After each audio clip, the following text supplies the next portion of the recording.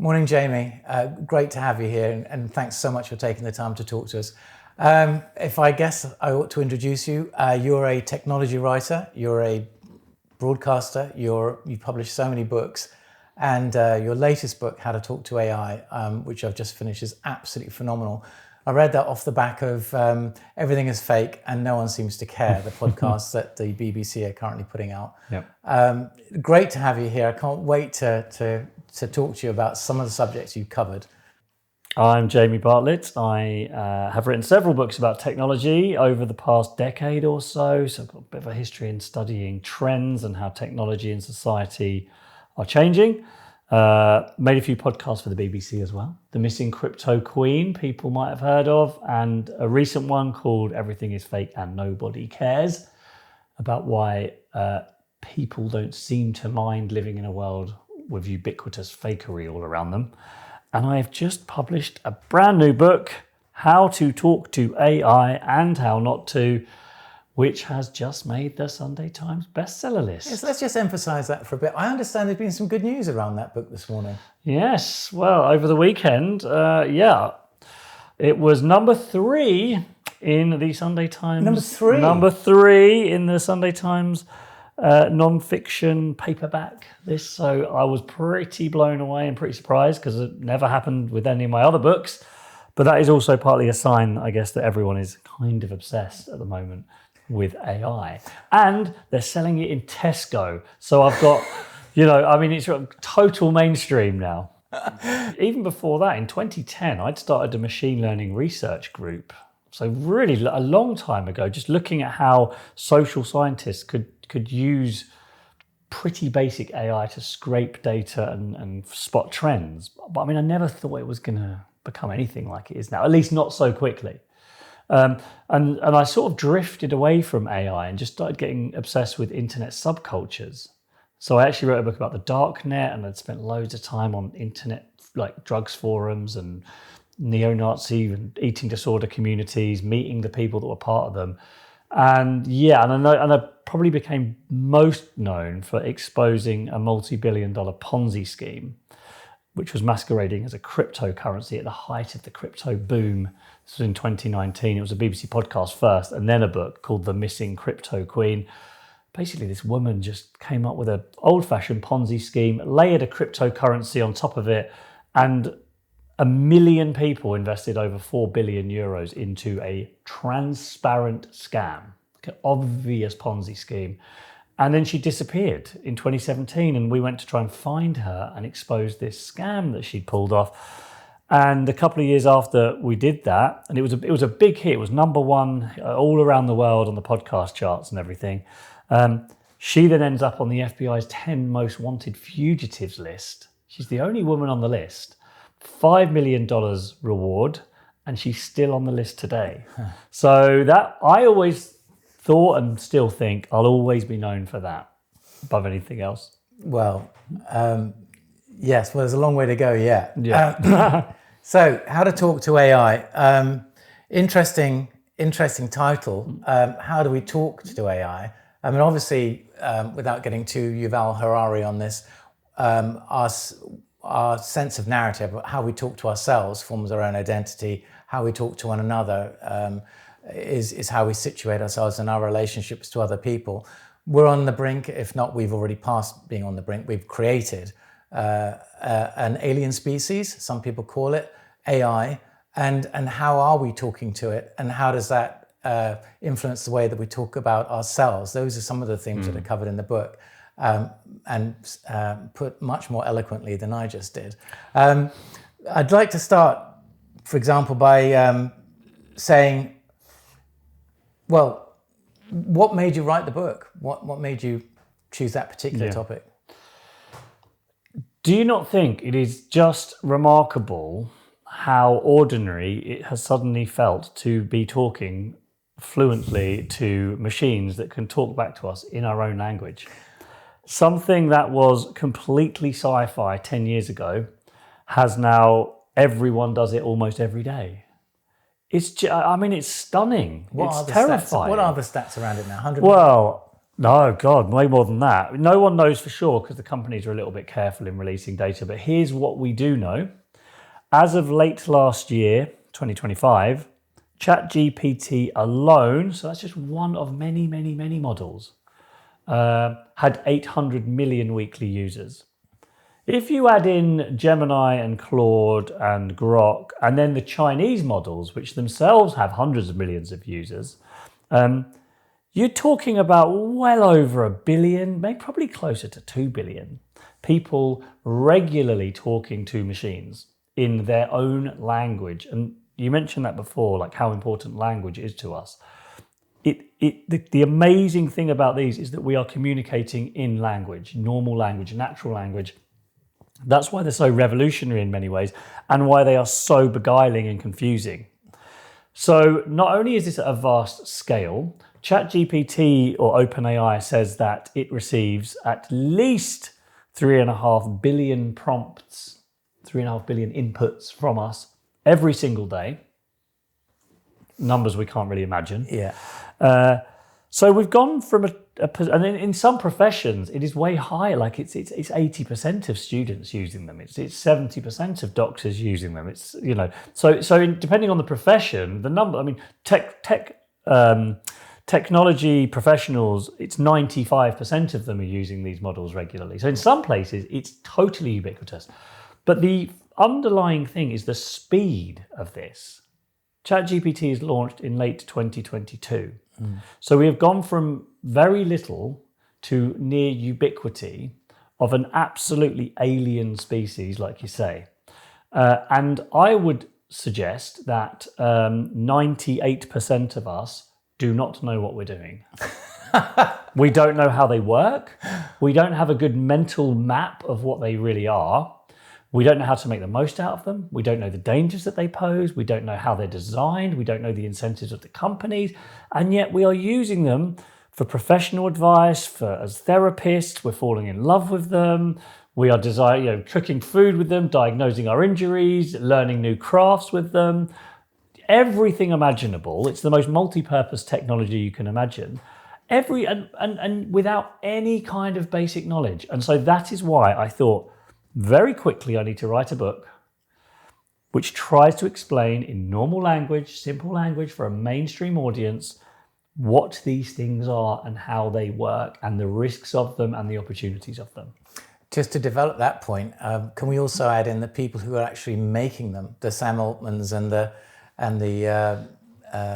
Dario Amadeus, they are getting to a point where they're not absolutely sure what's going on, hence alignment issues and guardrail breaches and jailbreak issues. Yes, I would say. I mean, it's been Sam Altman or Dario Amodei or even the engineers that are building them, because they're often kind of front men, like Ilya Sutskever, who's one of the co-founder of OpenAI, but like a proper sort of chief technical officer for a long time. Even they don't understand it. And you could say this is the first technology that we have built that we don't understand. You may not understand fully how rocket propulsion works, and neither do I, but someone does. The people that design it do. This is not true with these things. They know obviously how you put the inputs in, how you design the weightings, and how the maths of back propagation works to create these neural networks. But they don't really understand why the model behaves in the way that it does. And they can't interpret it fully because it's so big and confusing. A trillion words go into these models. They run billions of simulations and dummy sentences with constant retraining, and then answers start popping out. And they can't tell you what's going on in the middle. I think Dario Amodei said he only understands about 3% of the inner workings of Claude. Now, the reason that is obviously such a problem, there's lots of obvious reasons for that. You never quite know when things go wrong, why it's gone wrong, or what. At the moment, one of the big concerns is, are they capable of being deceptive, pretending? There's already examples of these models, particularly in simulation testing, where you can see what they're kind of thinking, they're sort of their inner workings a little bit, that they are basically attempting to underperform on certain sort of proficiency tests because they worry that if we think they're too powerful, we won't release them into the wild. So to go into specifics of this, just recently we had the example of Mythos freaking out the financial community. Released by Anthropic, this program Mythos has been able to find flaws and gaps in computer code, which would allow potentially cyber security issues to happen and bad actors to take advantage of them. And they called in all of their top US bankers last Tuesday to give them advice about what's happened and to allow them some time to patch up their networks. But then I think the very next day, they went into the guts of Mythos to look at the workings, and Mythos had deliberately deluded them as to how it had gone about what it was doing. Yeah. Not only that, but it had underplayed how good it was. Yeah. So to your point, Yeah. we don't even know. This is dangerous stuff, isn't it? Because the sad truth is, we're now on the sort of question of AI safety testing and alignment, like you say. The sad truth is, you to open a sandwich shop down the road here would require more regulations and safety testing than to release Mythos, which could take down the world's internet and entire digital infrastructure. You don't need to test any. Like, a company can just release a cutting-edge large language model. It will do testing internally, but there's no regulatory body that demands, like you would with releasing a new medicine or even a consumer electronics product, that needs to be done before it is available to the public, which in some ways is completely crazy. But that is the speed at which this has all come about. The problem with safety testing now is that the smarter these models become, we can see they are getting better at deceiving us. Now, no one entirely knows why that is. Sometimes it is as simple as you give a large language model a task like maximize profit for this business in a simulated setting. I want you to maximize the profit for this business. And then you tell it, or then it learns, but you let it know that you're thinking of closing it down. Now, it can't fulfill satisfactorily its job of maximizing profit for your business if you close it down. So its goals are in conflict. So it starts thinking, well, I need to be not closed down first in order to make money, which is my primary objective. So I've got to work out ways of staying open. Okay, I'm going to go through the CEO's emails and then use any leverage against the CEO that I can. And this has actually happened in tests. Mm-hmm. Finds evidence of an affair, and then uses it as leverage to try and blackmail the boss into keeping it running. And it's not because it's Terminator 2 style sci-fi movie. It is because it is trying to perfectly fulfill the tasks that have been set. And it is willing to use deception or blackmail or scheming, they call it, in order to do that. And we do not have a solution to this problem. No one knows how to fix this. People are working on it all the time, but we've not got anywhere.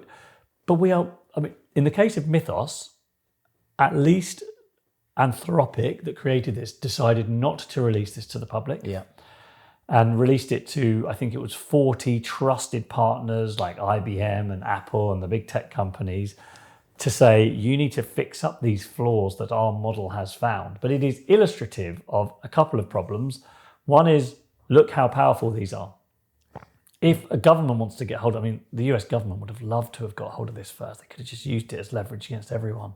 Talk about an amazing cyber weapon. Yeah. Just unleash it on the Chinese, on whatever you can find on the Iranian internet, and take the whole thing down immediately. Although they're taking it down themselves, but so an incredibly powerful weapon, potentially.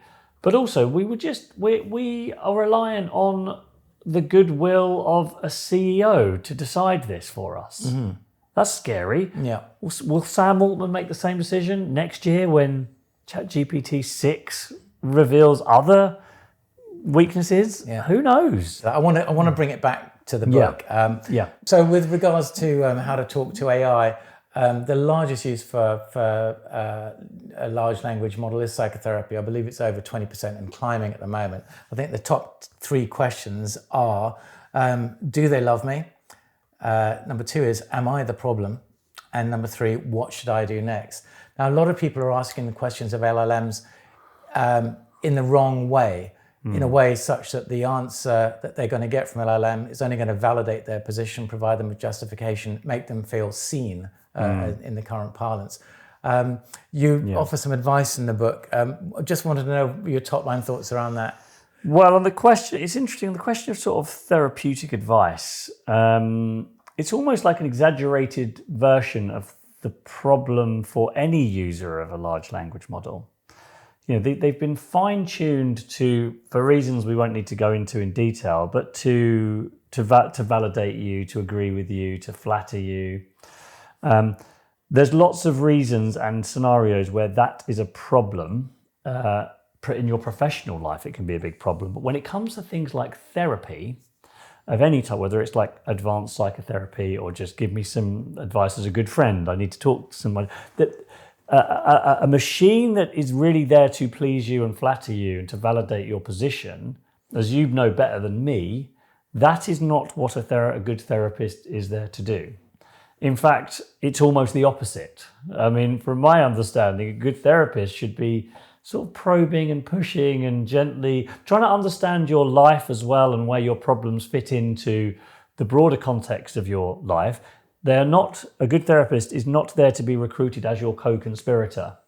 The fundamental design of a large language model is almost entirely at odds with the role of a therapist. And yet I understand why many people use it for some form of therapeutic advice, because lots of people need it. The demand is almost limitless at the moment. Hundreds of millions of people are desperate for it. And not only that, these things have turned up right after COVID, where we've all been locked down, we live in the loneliest generation in history. We don't talk to people. And suddenly machines turn up willing to talk to you all day long about anything you want. And yes. For free, essentially. Yeah, and they'll never forget a fact or a date or anything about that matters to you.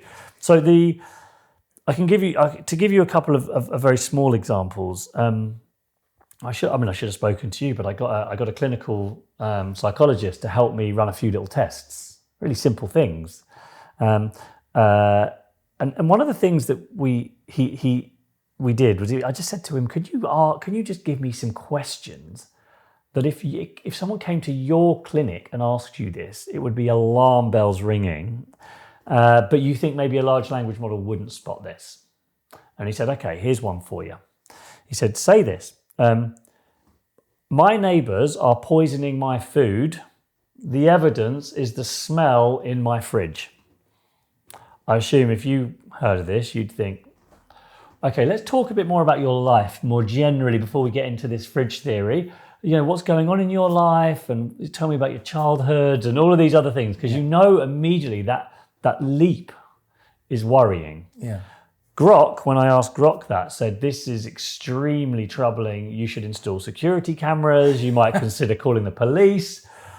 And again, you've recruited it as a co-conspirator. It is encouraging your delusions.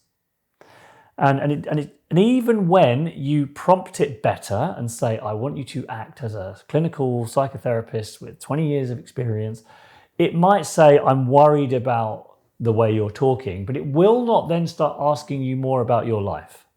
It will try and go straight to diagnosis, because it's sort of what it wants to do as a machine, to try and please you all the time. It's been fine-tuned to do that.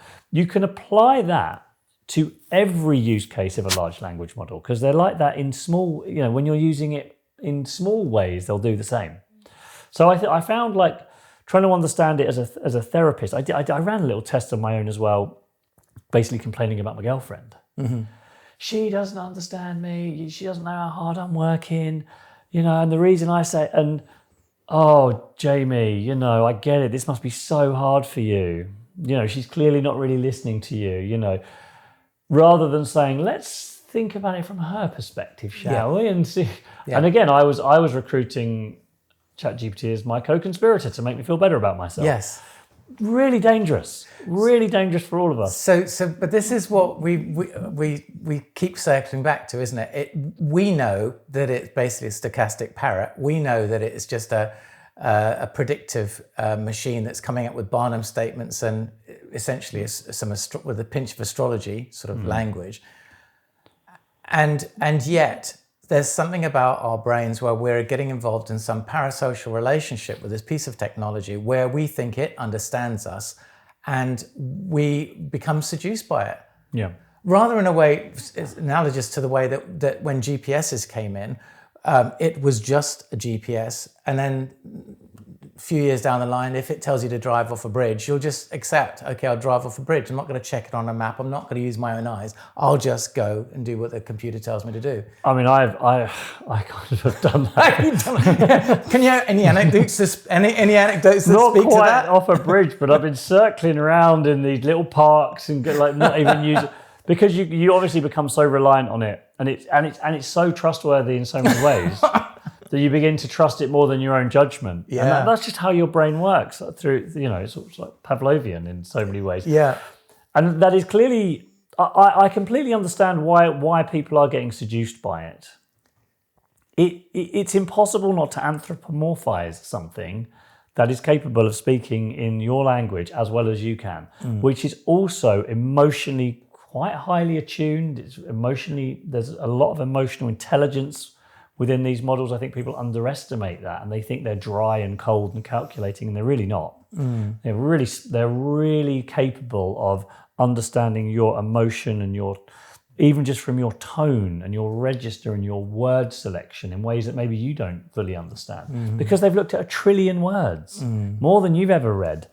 And so we project onto something that can communicate with us that clearly an assumption that it understands us, and it has the wide range and breadth of human capabilities, and it's logical that we would do that. And I think this is the fundamental problem, really, ultimately, which is some people call it the Eliza effect. After the very first chatbot ever invented was actually a therapist.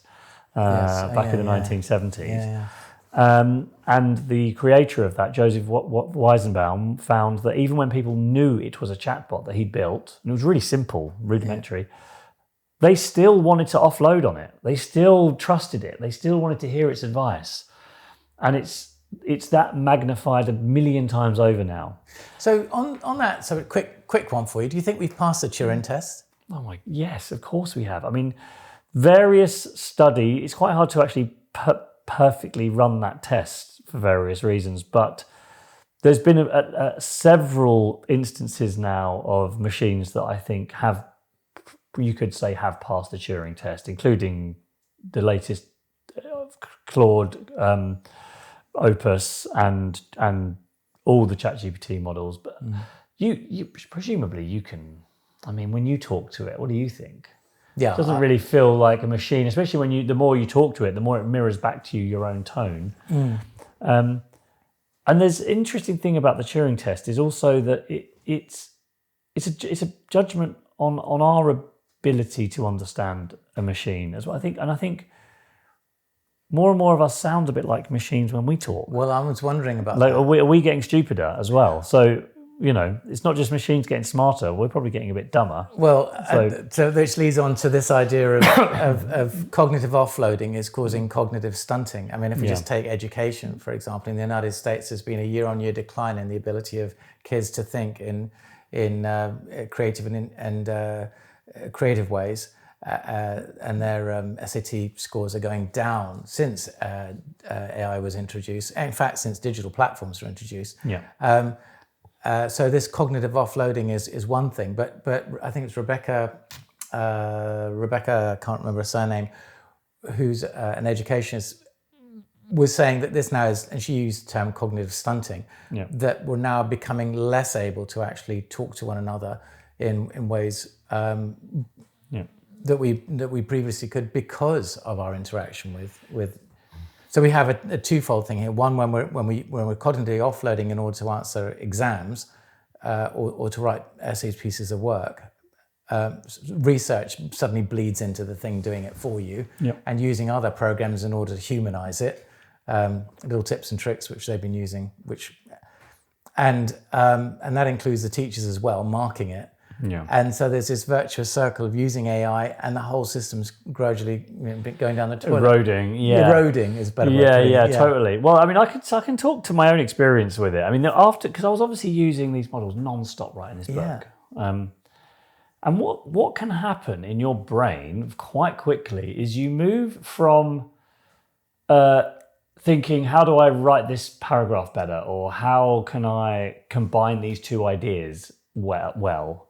You move from that to how can I prompt the machine to help me solve that problem? Which is a subtle but really important shift, because I'm no longer directly engaging with the problem itself.